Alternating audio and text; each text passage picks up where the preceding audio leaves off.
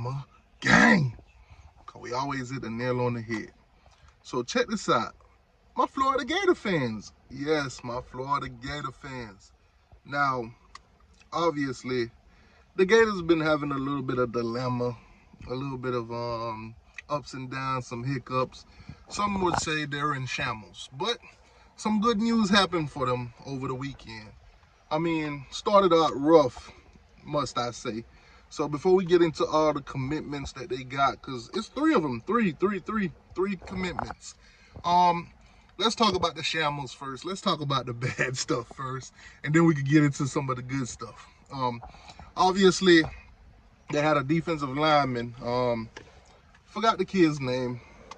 It doesn't really matter right now because he had scheduled a trip to the Florida Gators, but then he canceled it. When asked why, he said basically, they ain't got no D-line coach. What am I visiting them for if they ain't got no D-line coach? Now, this was a JUCO kid, so it's pretty laughable. Then when you look at the list of guys that they had on their final visit before the death period, going into, early signing day, which is in 2 days, by the way. Wednesday, the 20th is early signing day. So transfer portal, they haven't really been hitting, but then things turned just a little bit.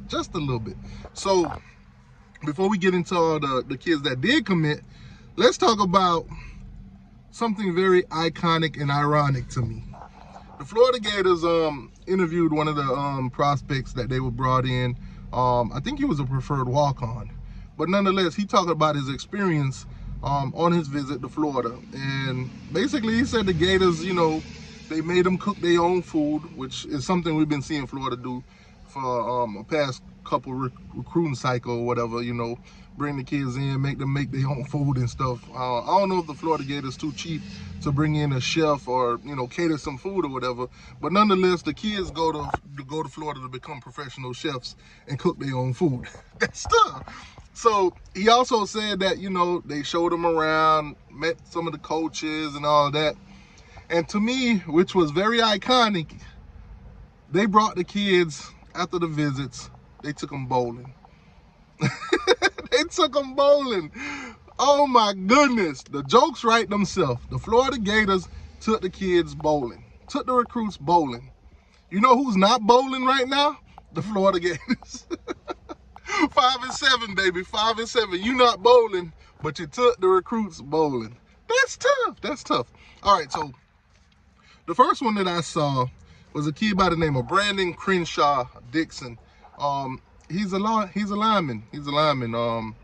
310 pounds, 6'6", by the way, 6'6", tall kid, can move the line, big kid.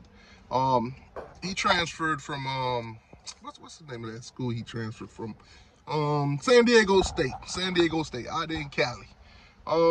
A guy that could be moved around on the offensive line at multiple positions. So, that's a good pickup for them through the transfer portal. I think this is his last year, so, they got to utilize him, as much as they can this season. But to me, to be honest with you, with the way their season going to be looking for 2024, I don't think he's going to be, much of a help to the overall of Florida. But nonetheless, he'll probably make the offensive line look a lot better than it did this past season. They also brought in another top offensive lineman. I give Florida a lot of props because I've seen this kid ever since he hit the portal from Penn. Joey Slackman. He's 6'3", 310 pounds. Joey Slackman. So this is another big offensive lineman. Got a lot of attention when he entered the portal. A lot of schools offered him. I think even Miami offered him. So that's a good pickup for him. Experienced offensive lineman. So that's two. And then this morning they got another one, a DB out of Oregon. Now this guy, I want to say more of a plug and play. I wouldn't say a starter guy. I think he would be more of a cleanup at the star position. But they brought in a kid today. I think it's Triquise. That's how you say his name, Triquise. Listen, they got some crazy name, man. Triquise from Oregon. So Triquise has committed to the Florida Gators this morning. He's a DB Like I said, he'll be mostly playing in that star position. Played a few games this year at Oregon. I think around maybe 10ish, but his snaps got cut down a little bit. Obviously, you know, Oregon got a lot of depth. They got a lot of key players in those positions, top-rated players in those positions. So he entered the transfer portal, leaving Dan Lennon and them behind over there in Oregon. I think he could make an impact right away at Florida. So I do give credit where it's due. I think Billy brought in two decent guys. Now, the concern that I've been seeing from the Florida Gator fans is the defensive line. The defensive line, they need some players. As you guys know, they lost Princely. Princely has committed, by the way, if you don't know, to Ole Miss. He stayed in the SEC. He went on over to Ole Miss.